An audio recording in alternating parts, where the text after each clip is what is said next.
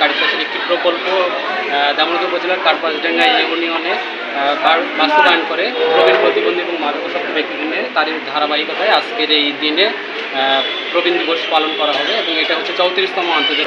আজকে আমরা যে কর্মসূচি রেখেছি সেটা হচ্ছে সর্বপ্রথমে আমাদের র্যালি করা হবে। র্যালির জন্য আমরা যে গেঞ্জি এবং ক্যাপ দিয়েছি এবং র্যালি শেষে বৃক্ষ বিতরণ হবে, আম গাছের চারা দেওয়া হবে এবং বৃক্ষরোপণ কর্মসূচি আছে, যেখানে আমাদের আজকে প্রধান অতিথি হিসেবে উপস্থিত থাকবেন দামোদর উপজেলা সমাজসেবা অফিসার এবং আজকের এই অনুষ্ঠান সভাপতিত্ব করবেন 3 নং কার্পাসডাঙ্গা ইউনিয়ন চেয়ারম্যান জনাব মোহাম্মদ আব্দুল করিম।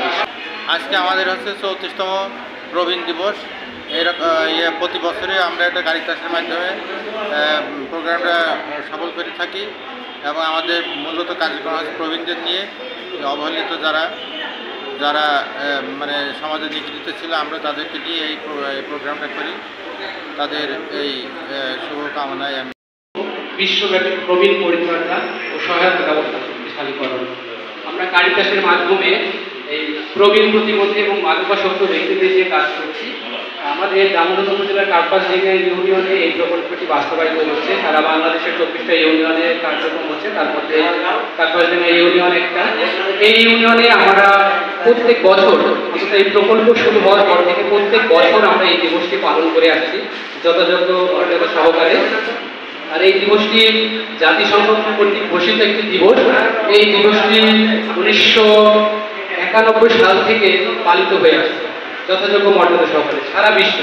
শুধুমাত্র এই দিবসটা কিন্তু বাংলাদেশে পালন করা হয় তা নয়, শুধুমাত্র কার্পাসডাঙ্গা ইউনিয়নে পালন করা হয় তা নয়, এটা সারা বিশ্বে পালন করা হয়।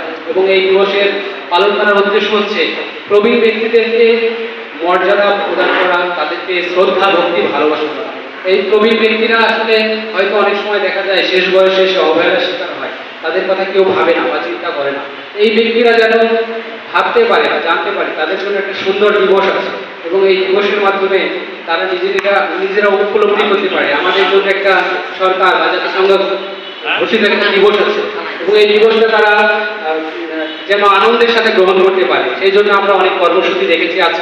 আজকে যে গেঞ্জি করে র্যালি করেছি, আমরা বাজার পদক্ষেপ করেছি এবং সেখান থেকে এসে আমরা বৃক্ষরোপণ কর্মসূচি করেছি এবং তাদেরকেও একটা করে বৃক্ষ দেওয়া হবে। তারা বাড়িতে গিয়ে সেই বৃক্ষটা লাগাবে এবং আমরা সেই বৃক্ষ এখানেও লাগিয়েছি। আমরা একটা অনুপ্রেরণা হিসেবেও নিতে পারি যে আমরা প্রবীণ ব্যক্তিরা বৃক্ষরোপণ করবো, এটা দেখে আমাদের নবীনরা যারা তারা শিখবে, তারা জানবে যে গাছ লাগানো আমাদের দরকার। গাছ পরিবেশের ভারসাম্য রক্ষায় অত্যন্ত গুরুত্বপূর্ণ একটা উপাদান। সর্বভূমিষ্ঠ প্রবীণ ব্যক্তিবর্গ, আসসালামু আলাইকুম।